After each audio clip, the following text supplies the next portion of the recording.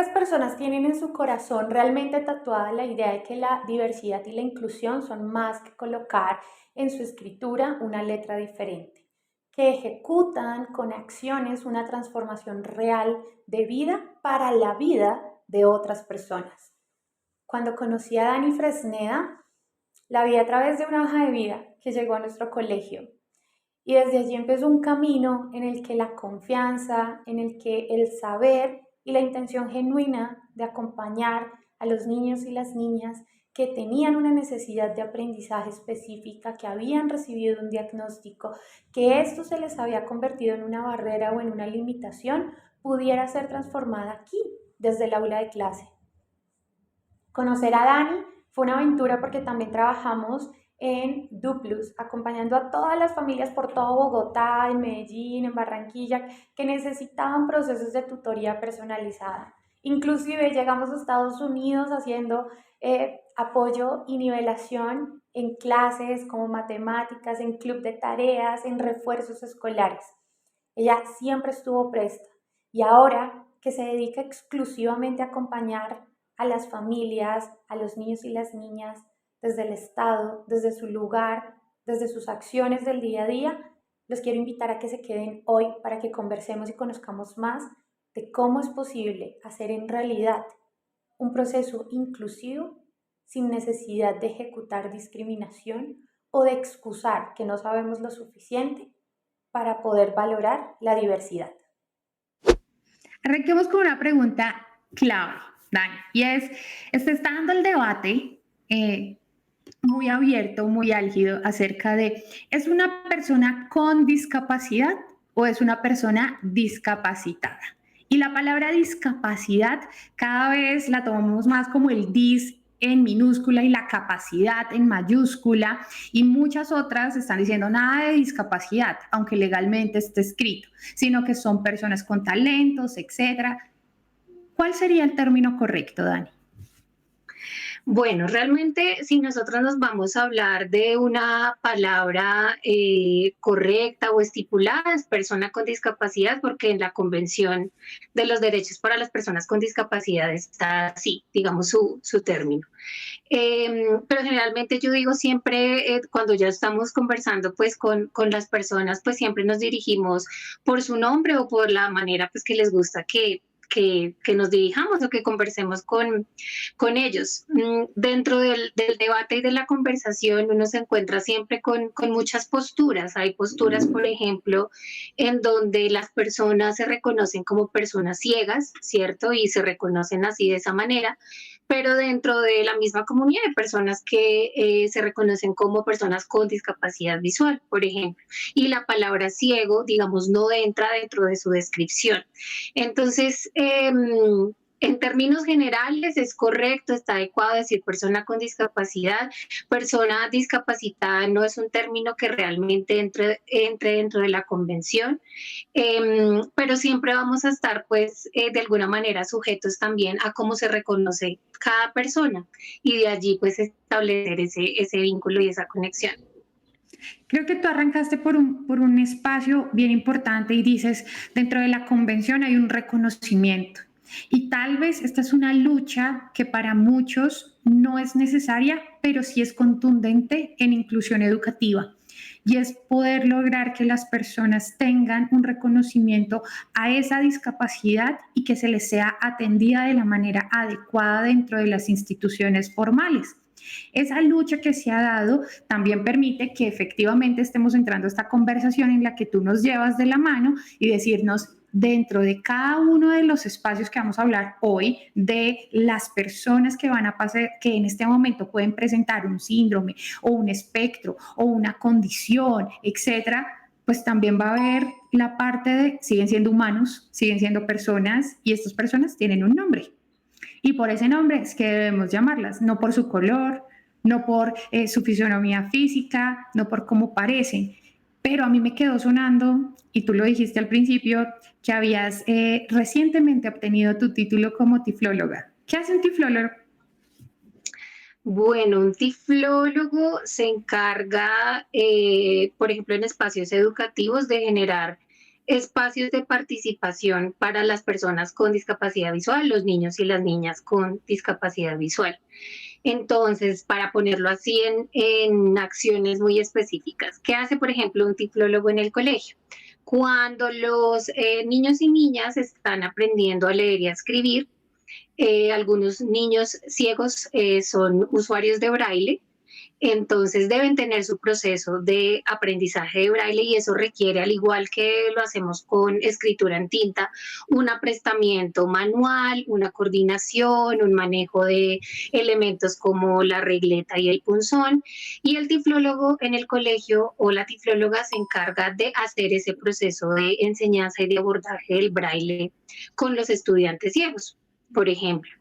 Eh, los cifrólogos también hacemos adaptación de material y trabajamos muy de la mano con los profes de los colegios sobre cómo podemos llevar todos los elementos, ideas, actividades, metodologías que ya existen, que hacen los profes, pues para que sea accesible, en este caso, para los niños y niñas con discapacidad visual.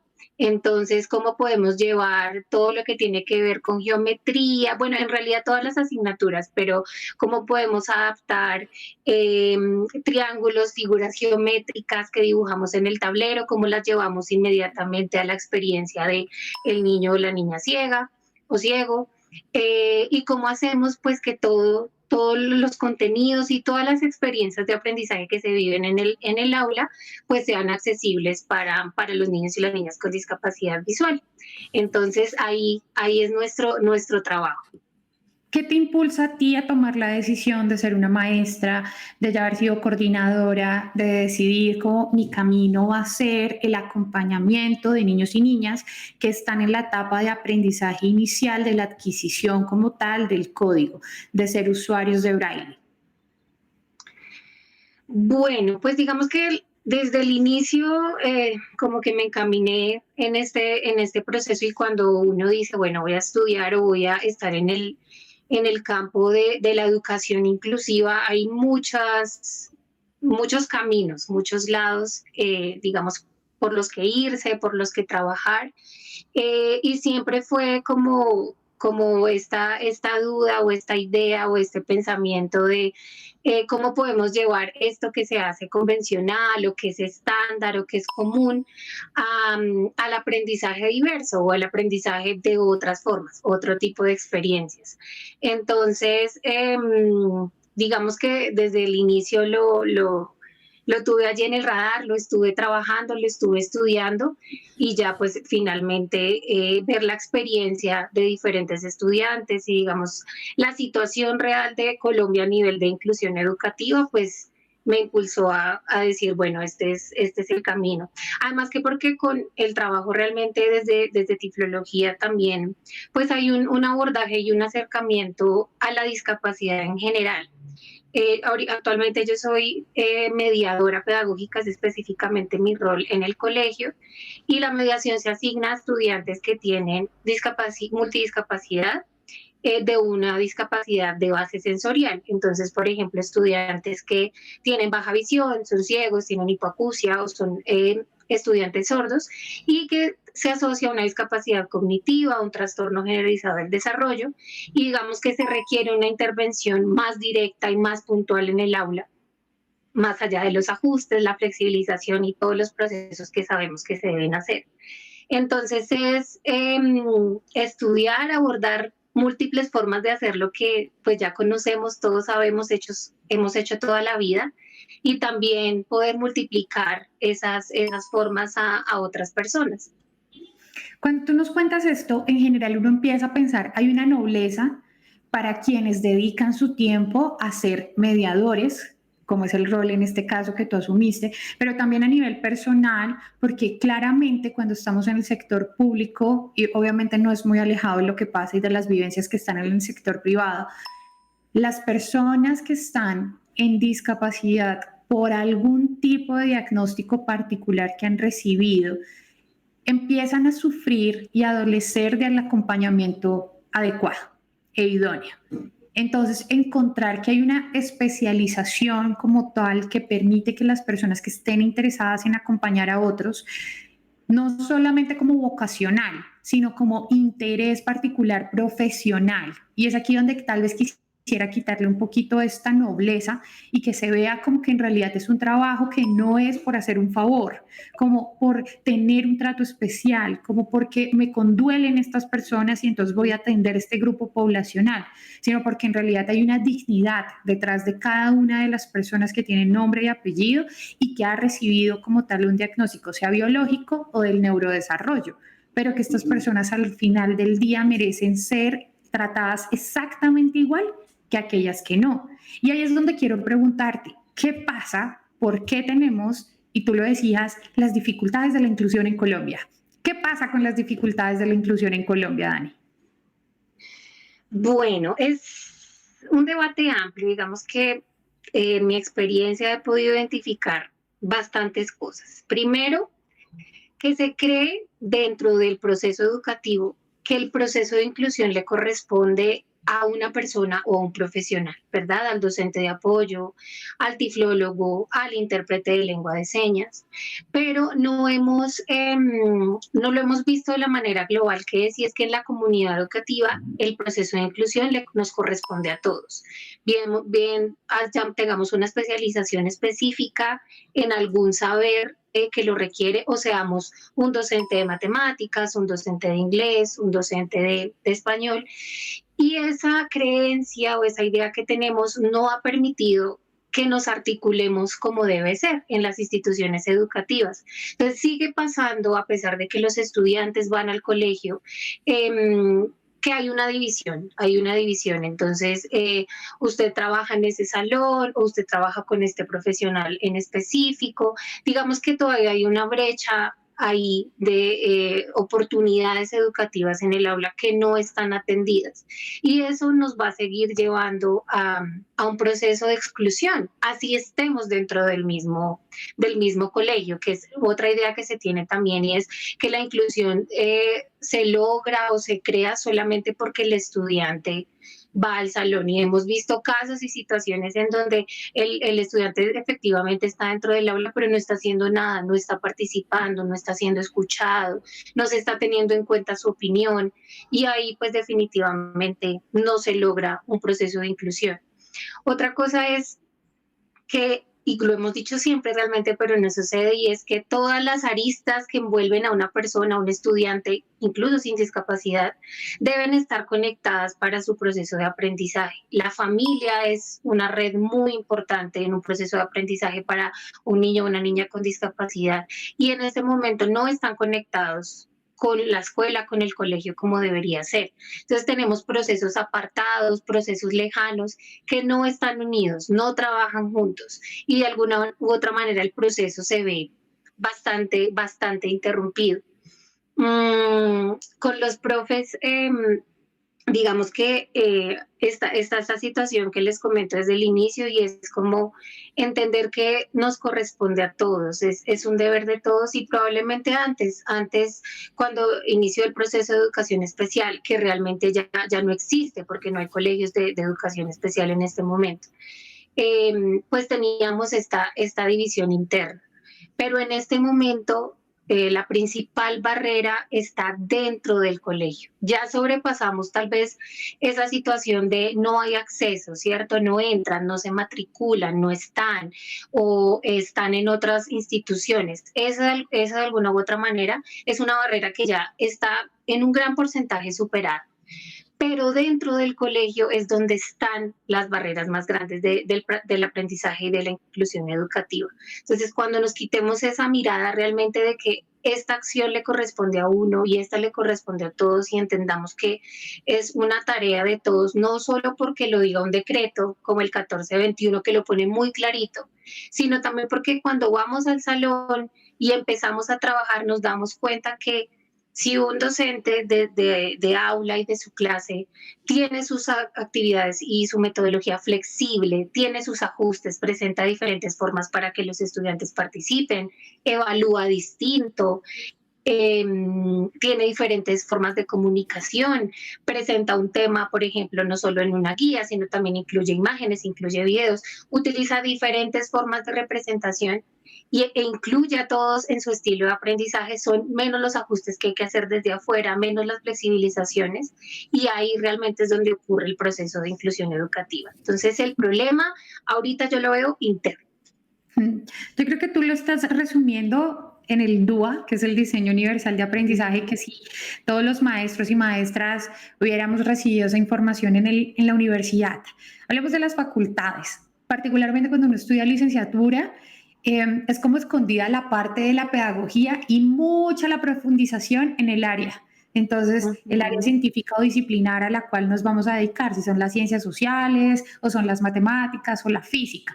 Y creemos, porque nos enseñan desde las facultades de educación, que las que van a atender la población neurodiversa son las licenciadas en educación preescolar o, pues porque parece ser que solo pasaban en el preescolar, ¿no? O en su efecto, todas las de que educación especial. Una de estas barreras que tú mencionas que me parece muy atractiva es el hecho de que cuando buscamos hacer un cambio en el aula, efectivamente casi que nos tenemos que devolver a la universidad a desaprender para volver a aprender a ser maestros de aula, porque todo lo que está relacionado a diseño universal de aprendizaje, que es permitir la accesibilidad al final y es derrumbar esta idea de la inclusión, ¿no? O sea, no debería existir inclusión, debería existir diversidad. Pero pues necesitamos inclusión porque efectivamente no sabemos cómo integrar ni asociar una persona a un grupo homogéneo. Nos cuesta todavía mucho dar ese paso, ya sea por miedo, ya sea porque no hay el recurso económico, pero sobre todo, yo creo que esto todos los papás van a decir es verdad, y es que los maestros no nos sentimos preparados para acompañar los procesos de aprendizaje de los niños, porque no tenemos las herramientas. Esto tal vez yo creo que es la excusa más grande que dan los colegios, y es no se cuentan con las herramientas suficientes para acompañar esta necesidad, en particular esta condición, etcétera, este síndrome. Entonces, en esta conversación, Dani, tú ya has estado inmersa en el espacio privado, lo has estado en el público. ¿Cómo podríamos acompañar una toma de decisión de una familia que decide, en este caso, llevar su hijo o su hija, ya sea cualquiera de los dos escenarios, y que va a tener un acompañamiento y va a tener unos ajustes, porque en realidad no estamos haciendo diseño universal para todos los estudiantes, sino se le hacen ajustes razonables en particular para la condición específica que trae el niño? ¿Cómo asesorar a una familia correctamente para que pueda elegir el colegio en el cual su hijo o su hija va a tener una gran experiencia de aprendizaje? Bueno, realmente siento que efectivamente hay colegios, instituciones, tanto privadas como públicas, que su recorrido o su experiencia hacen que respondan a las necesidades de los estudiantes con discapacidad de mejor manera. ¿Sí? La experiencia en ese caso es bastante valiosa porque permite que se conozcan herramientas como tú lo has dicho, como el DUA, como el PIAR, el Plan Individual de Ajustes Razonables, que es un documento necesario dentro del proceso del aula para poder trabajar. Pero también siento que es muy importante reconocer en primera instancia las necesidades que tiene mi hijo o mi hija, ¿sí? ¿Qué es lo que de verdad necesita en este momento? A veces cuando hablamos, por ejemplo, de autismo, ¿cierto? Nos enfrascamos o tenemos una idea muy específica de cómo puede ser el autismo, cómo se puede comportar, cómo se puede ver, y realmente es demasiado difícil poder decir un niño o una niña con autismo tiene esto y esto y esto específicamente, porque pues cada uno de nosotros es un mundo y cada niño tiene una necesidad y una particularidad diferente. Entonces, es muy importante poder conocer cuáles son esos apoyos de verdad que necesita mi hijo, en qué etapa de la vida está, ¿cierto? Porque no es lo mismo que esté en primera infancia, que ya tenga, esté, por ejemplo, en primaria, que esté cursando los primeros grados de secundaria. Siempre va evolucionando como tal el ser humano y en este caso, pues las personas con discapacidad. Entonces, poder identificar muy bien qué es lo que de verdad requiere, qué es lo que necesita, y a partir de allí determinar cuál es el espacio idóneo. El espacio idóneo para mí, pues siempre va a ser el aula regular, ¿sí? Porque es la tarea que tenemos y es la meta que tiene realmente el proceso de inclusión educativa. Pero sabemos que también se requieren unos apoyos específicos que tal vez, por ejemplo, en los primeros años de vida no los da el aula regular. Y es normal y está bien. Y se vale pensarse ese proceso de, ok, en esta etapa, en este momento me sirve, por ejemplo, mejor esta institución que tiene estas características, que tiene menos densidad poblacional, demás, y posteriormente vamos a ir evolucionando. Entonces, es un balance entre ver qué recursos tengo en este espacio, pero también realmente qué necesita mi hijo con sus particularidades y sus necesidades. Creo que es muy importante la parte de asentar la idea de la necesidad del hijo y no la necesidad de los papás. O sea, que las familias puedan anteponer sus necesidades personales para poner de primeras las necesidades de su hijo o de su hija. En muchas ocasiones me he encontrado con familias, Dani, que dicen como, es que yo me siento muy mal de que mi hijo la vaya a pasar de tal manera dentro del aula. Yo creo que para nosotros va a ser muy difícil que el niño pueda desarrollarse en un aula en la que hay sobre todo 4, 2 y que ahora van a haber 40. Y en todas esas conversaciones en general siempre me estrello contra la idea de, pero finalmente no eres tú, es tu hijo, es esta persona. Y vamos a ponerle las necesidades a esta persona y los desafíos a esta persona, no a ustedes. Ustedes acompañan, facilitan, están ahí, son un puente por el que va a pasar su hijo o su hija. Y cuando tenemos en este caso esta discusión, porque es muy abierta, ¿no? Decir persona ciega, persona con baja visión, persona, ¿cierto? Empezamos nosotros a contrastar cómo correctamente me dirijo, uno, y dos, cada familia le expone a uno y luego cada persona internamente le dice a uno, yo sé que a mi mamá le gusta que le digas así, pero a mí no me gusta. Entonces uno dice, ok, vamos a jugar a triangular la información, pero sobre todo, por ejemplo, la lectura del braille todavía es algo muy exclusivo. Es decir, no todos lo sabemos, ni para todos está la información y parece ser que se vuelve un mundo chiquitico, restringido, al que solo entran algunos, entrando particularmente a esa discapacidad. ¿Cómo funciona ese mundo, Dani? Bueno, antes de responderte ahí esa pregunta, quisiera, con lo que dijiste al inicio, hay algo muy importante y que sucede también como en este proceso de inclusión y que incluso lo hablaba con una colega hace unos días y es de un momento a otro o en algún punto aquella frase como de todos somos iguales, se vuelve un poco peligrosa en ese sentido, porque de alguna manera niega la diversidad y a veces reconocer la diversidad da mucho miedo y da mucho temor. Y es normal, por ejemplo, en los padres de familia, como tú lo dices, porque vienen todas esas ideas que también son reales y es el rechazo, la discriminación, las dificultades. Pero y en ver esa diferencia como algo positivo, como algo de valor. ¿Sí? Cuando aprendemos a reconocer la diferencia y nos salimos realmente de esa oración de todos somos iguales, lo empezamos a entender mucho más porque no somos iguales, afortunadamente no somos así. Y en la diversidad es donde encontramos una cantidad de posibilidades maravillosas, no solo en el colegio, sino también fuera, en la sociedad en general. Entonces, no tenerle miedo a esa diferencia es como el camino, es como la ruta. Y bueno, en relación a la pregunta que me haces, de alguna manera, por ejemplo, si tú buscas alfabeto braille, en Google te va a salir el alfabeto braille, ¿cierto? Claro. Ahí, digamos, puesto. Ajá. Y tiene una ventaja diferente, por ejemplo, a la lengua de señas, y es que el braille es universal. O sea, aquí es el mismo que en cualquier otro país. Entonces, tiene esa ventaja. Pero pues desconocemos, por supuesto, muchas cosas que deberían, como tú dices, estar a la luz.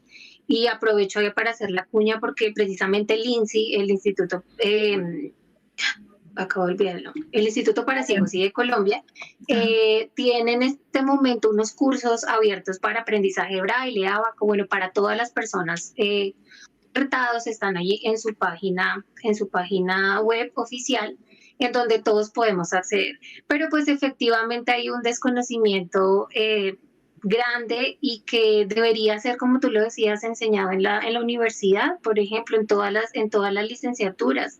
¿Qué hago yo si me encuentro un estudiante ciego que me entrega su trabajo todo en braille? ¿Qué hago? ¿A quién acudo? ¿O Ujú. hay qué? ¿Me asusto? ¿Salgo a correr? ¿Qué es lo que debo hacer? Todas las anteriores, Debería, ¿sí? claro, sí. O busco ayuda, llamo a un amigo. Ajá. Deberíamos saber, por ejemplo, que el braille se escribe, lo podríamos decirlo al revés de cómo se lee, porque tiene pues que haber hay un proceso escrito en donde realmente enviamos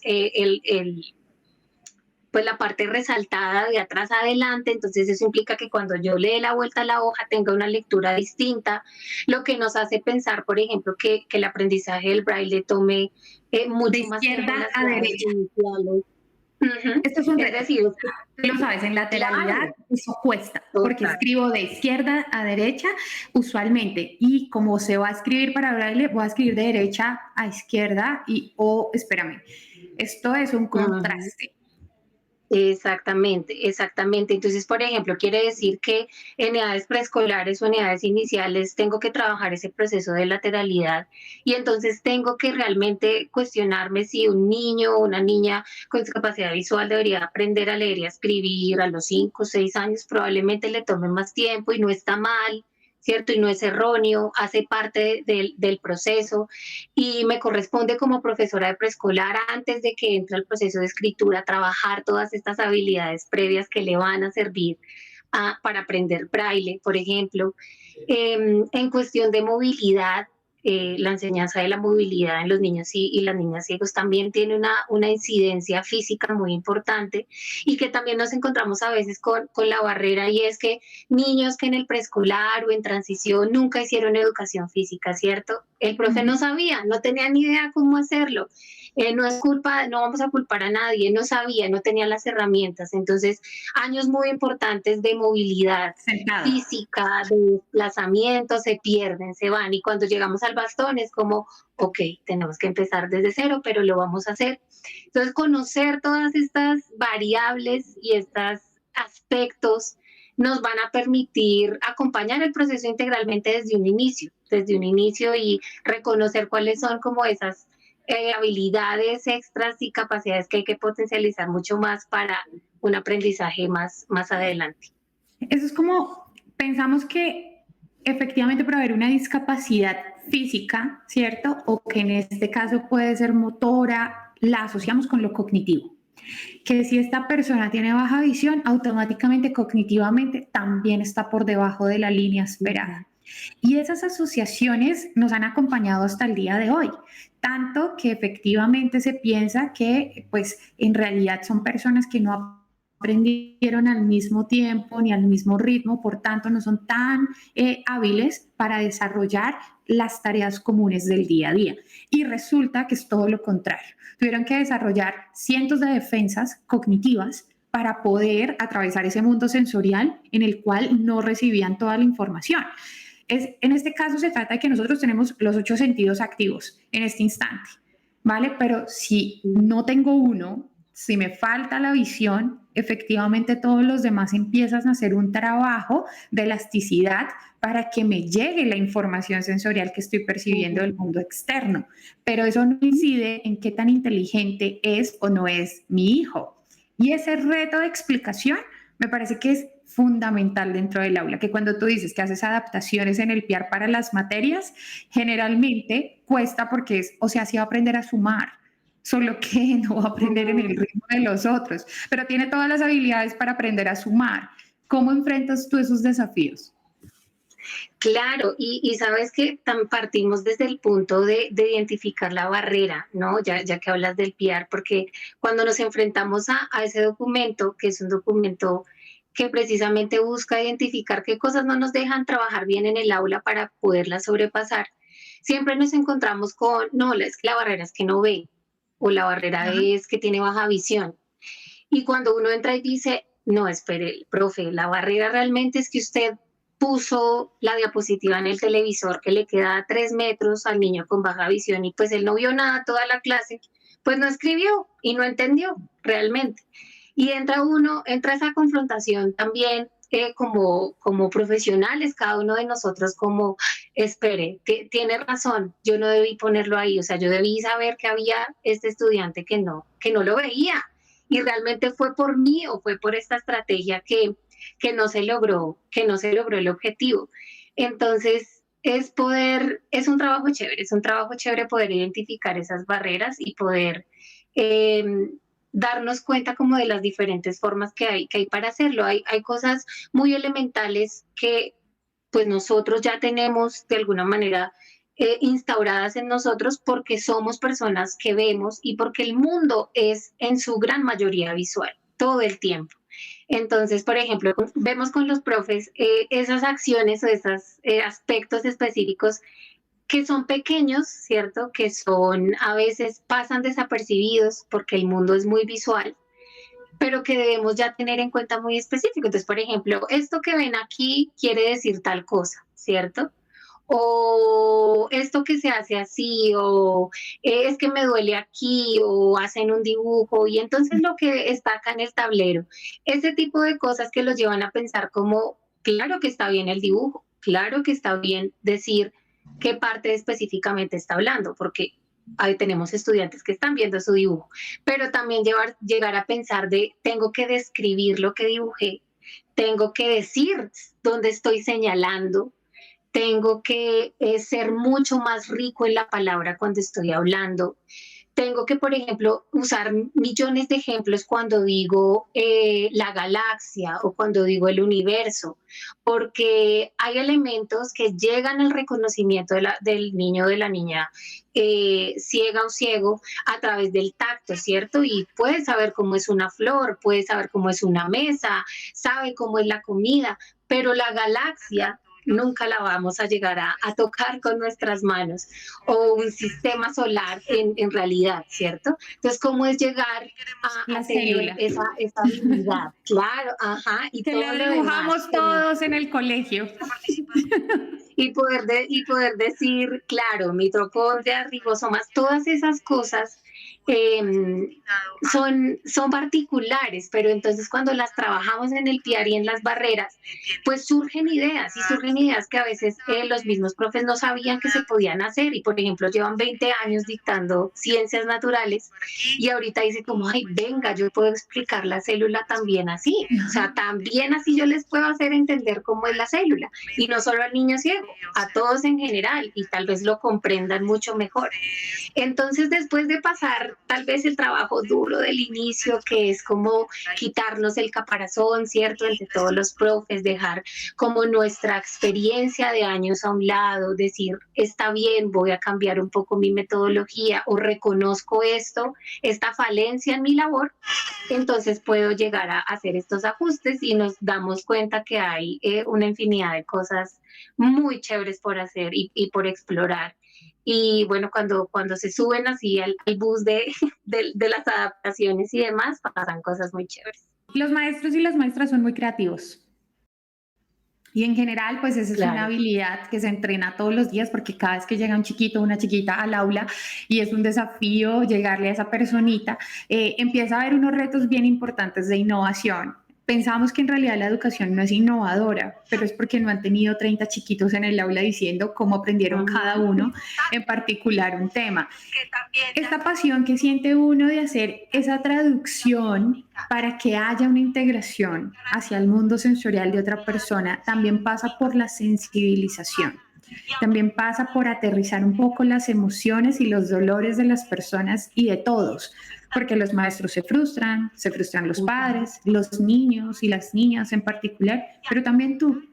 ¿Cómo le va a un tiflólogo haciendo las veces de traductor para absolutamente todos los actores que hacen parte de ese proceso? Bueno, hay días de días, ¿no? Y uno sabe que cuando tiene el corazón en esto, realmente esos días son más fáciles de llevar. Pues porque los niños y las niñas y las familias también tienen sus días. Cada uno tiene sus momentos. Entonces, a veces chocamos con mis momentos y sus momentos de aprendizaje, como que no fluye, como que no se da. pero sabemos que el trabajo continuo siempre va a dar sus resultados.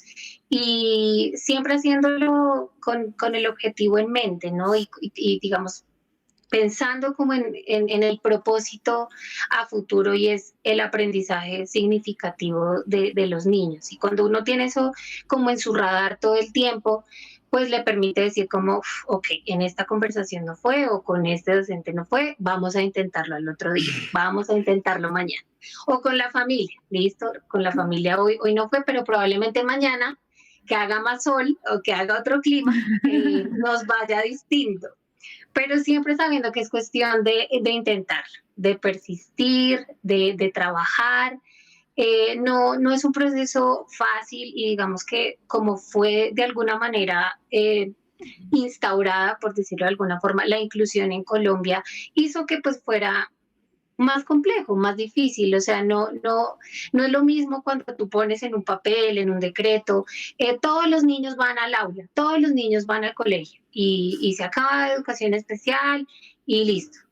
Eso queda muy lindo y muy chévere, por supuesto, ahí escrito y Vendedor. organizado, claro.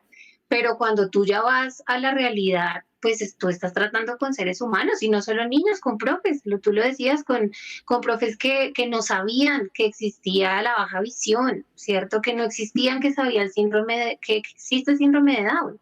Entonces, eh, hay unos choques, hay unos encuentros fuertes con toda la razón de profesionales que te dicen no sé qué hacer, no sé qué hacer. Llegué de vacaciones y me encontré con esta diversidad y no tengo ni idea qué hacer. Y no es su culpa, lo que decía antes, es un proceso tal vez que debió hacerse distinto, pero pues como ya estamos ahí y ya pasó, es donde debemos como tomar acción y buscar las formas. Entonces es constancia y saber que pues hay que hacerlo día a día y si hay que repetirlo 10 veces, un mes, 2 meses seguidos, pues hay que hacerlo con la misma intención, la misma paciencia y bueno, saber que te persistir. Preguntas para aclaraciones rápidas. ¿Qué significa educación especial? Bueno, el término educación especial surgió cuando se identificó que era necesario tener una educación diferente a la que se estaba dando de manera estándar o común en algún punto para personas que no se consideraban que tenían un aprendizaje regular o normal. ¿Mm?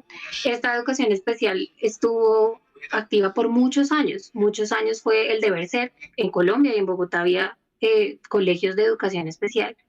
El Instituto para Niños Ciegos, por ejemplo, fue por muchos años un colegio exclusivo o de educación realmente para niños ciegos y todos los niños ciegos iban allá, estudiaban allá, se formaban allá, era un internado y estaba como separado de toda la escuela regular. Eh, Actualmente el debate y los decretos que nos traen hasta el decreto actual del 2017 es que la educación especial de alguna manera segregadora. ¿Por qué? Porque aparta, ¿cierto? Porque divide, porque separa a las personas por una característica, por una categoría. Y estaba surgiendo la situación de que, por ejemplo, había niños y niñas con discapacidad que eran niños eternos, ¿cierto? Entonces, personas con discapacidad cognitiva o cualquier otra discapacidad, 16, 17, 18 años, que no había un plan de vida, que eran infantilizados, digamos, desde el inicio hasta pues todo su proceso adulto. No había una idea después de la educación especial, digamos, en el colegio, no había una inclusión laboral, no se pensaba, por ejemplo, en educación superior para personas con discapacidad. Entonces, de alguna manera se volvió segregadora para las personas que hacían parte de ello. Y se empezó a hablar de una inclusión educativa. Entonces pasa de ser especial, exclusiva, a estar integrada dentro del aula, dentro del colegio, y pues aparecen ajustes, flexibilizaciones y todo lo demás que nos damos cuenta pues que es posible. ¿Qué Es es el decir, que deber yo soy ser? licenciada en educación especial, pero realmente se supone que ese nombre ya va a desaparecer. No sé qué va a pasar con el nombre de mi carrera en unos años, pero probablemente desaparezca. Sí, es correcto, está llamado a ser replanteado y Ujú. también pues actualizado acorde a lo que estamos ahora promoviendo. Segunda pregunta, Dani. Capacitismo. ¿Cuál es el problema? Bueno, el problema es precisamente reducir oportunidades, espacios, acciones a capacidades específicas. Y más cuando precisamente denominar o etiquetar a una persona la lleva a perder sus capacidades, ¿cierto? Sin ni siquiera tal vez abordar o conocer a esa persona, ¿sí? En los procesos laborales, por ejemplo, si te dicen, esta persona con autismo, este adulto con autismo va a ser el proceso de selección, está en reclutamiento, ¿cierto? Hay unas ideas y hay unos elementos claros del autismo y más que todo en adultos que no está tan estudiado y tan trabajado en este momento. Y es esa idea errónea o ese pensamiento que se tiene de sus capacidades, por ejemplo, emocionales o sociales, Correcto. ¿cierto? Eso de una vez genera una barrera en el que va a contratar, una barrera en el que está haciendo el reclutamiento, una barrera laboral en general. Entonces, eso lo que hace es disminuir oportunidades, probablemente disminuir una oportunidad laboral para una persona con autismo. Entonces, siento que ese concepto y ese término en particular nos lleva a eso, tal vez a la reducción de posibilidades para todos. ¿Qué consejo le darías a los maestros y a los padres de familia que en este momento están recibiendo ya sea un diagnóstico en su hogar o que están recibiendo una declaratoria que les indica cuáles son las características de los niños que tendrán dentro de aula para abordar y acompañar durante un gran lapso de su vida a estas maravillosas personas? Bueno, a los padres de familia, lo primero que les diría o realmente como me dirigiría es vamos a ver qué hacemos dentro de las posibilidades que tenemos, ¿cierto? Hay padres de familia que por alguna u otra razón ya tienen conocimiento de discapacidad antes de tener un hijo, tener una hija con discapacidad, pero también hay padres que lo desconocen completamente, bien sea por los recursos, los accesos que han tenido a lo largo de su vida. Y siento que lo importante es saber que no es un proceso en el que van a andar solos, en el que van a caminar solos, sino que hay grupos, procesos, personas alrededor que los van a acompañar, que es lo importante ahí, reconocer mi hijo, ¿cierto? Reconocer esta nueva persona que llega a mi vida, conocerla cada día más, volver a aprender bien sea el diagnóstico que nos dan o lo que yo veo día a día, y buscar apoyo, buscar el apoyo idóneo, ¿cierto? Saber que no están solos. Siempre sabemos que al inicio es un proceso duro, es un proceso difícil porque cuando una familia está esperando un hijo, tiene unas expectativas muy claras, muy específicas, todos lo sabemos y esas expectativas caben dentro del estándar, dentro del homogéneo. Y cuando llega esta diversidad, pues obviamente entramos a chocar bastante fuerte. Hay peleas internas, peleas espirituales y demás, pero lo importante es volver a centrarnos en el camino, vivir ese proceso duro, pero volvernos a centrar y saber que no están solos. Y a los colegas, a los profes y a las profes, les diría que siempre tengan presente que hay muchas formas de hacer las cosas, muchísimas, que a veces nosotros mismos ni pensamos que existen. Y la mente es tan maravillosa y la mente de los profes es tan maravillosa y somos tan creativos que siempre damos con la manera correcta o el camino correcto. Y pues que la diversidad es un hecho, ¿cierto? La diversidad está aquí, siempre ha estado presente. Trabajemos aquí, trabajemos en la zona rural, o tal vez queramos irnos a otro país.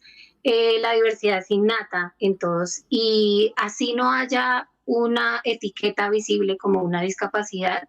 En un aula que consideramos regular también hay diferencias y también hay una diversidad enorme. Y eso siempre nos va a motivar a hacer las cosas distintas. Entonces, que lo normal, que lo estándar, que lo igual no es tan chévere, que lo chévere es lo diferente. Dani, muchas gracias por acompañarnos, por hacer parte de experiencias de aprendizaje. Si alguien quisiera conectar contigo o escucharte y aprender más de ti, ¿Dónde lo pueden hacer? Bueno, pues yo no me estoy, digamos, desde mi campo laboral específico en mis redes personales, pero en @plurales radio hay mucho contenido que trabajamos pues desde esta parte, desde este medio que tenemos la posibilidad y allí abordamos diferentes aspectos y, digamos, personas plurales que tienen que ver con discapacidad y demás diversidad. Entonces allí realmente pueden encontrar pues el trabajo que hago día a día y a ti, pues no, agradecerte a ti por la invitación, por abrirme este espacio para hablar de lo que me gusta, de lo que nos gusta, de lo que nos conecta, entonces agradecida. De verdad, ella lo dijo con bastante timidez, pero yo los invito a que vayan y la escuchen en su programa de radio. O sea, estamos hablando de que habla al aire y de que explora todos los temas que tienen que ver no solamente con inclusión y diversidad, sino todos aquellos que son convenientes para traer a la mesa del debate de lo que está sucediendo actualmente. Y este espacio, pues obviamente está dentro del marco de una universidad, pero escucharte a ti es aprender también de cómo podemos ver de una manera diferente, tal vez disruptiva, lo mismo que hacemos todos los días. Entonces, ¿a qué horas es la emisión de tu programa? Bueno, claro que sí. Entonces, todos los lunes a las 7:30 Ahora de sí. la noche por Radio UNAL 98.5 FM Bogotá o por la página de la Universidad Nacional. Nos pueden escuchar y si no lo logran a las 7:30 en punto los lunes, pueden encontrarnos en la página de la Universidad Nacional, específicamente pues en la sección de Radio UNAL, programa Plurales, ahí están todos los episodios, vamos en 7 episodios, el próximo lunes es el número 8 y bueno, hablamos como lo decía Alex, de discapacidad, de diversidad sexual, de las diferentes formas que hay de concebir los cuerpos, del arte, por ejemplo, como medio de expresión, como medio de reconciliación con nosotros mismos. Entonces, súper invitados a que exploren y nos escuchen los Muchas lunes. gracias a ti, Dani, por hacer parte de este episodio. Como siempre, aprendo de ti. Me gusta aprender junto a ti. Y a todos los que nos escucharon y a todas las que están al otro lado, no se pierdan los siguientes episodios. Un abrazo para ti, Dani. Chao, chao. Para ti también, Alex. Gracias. Chao a todos.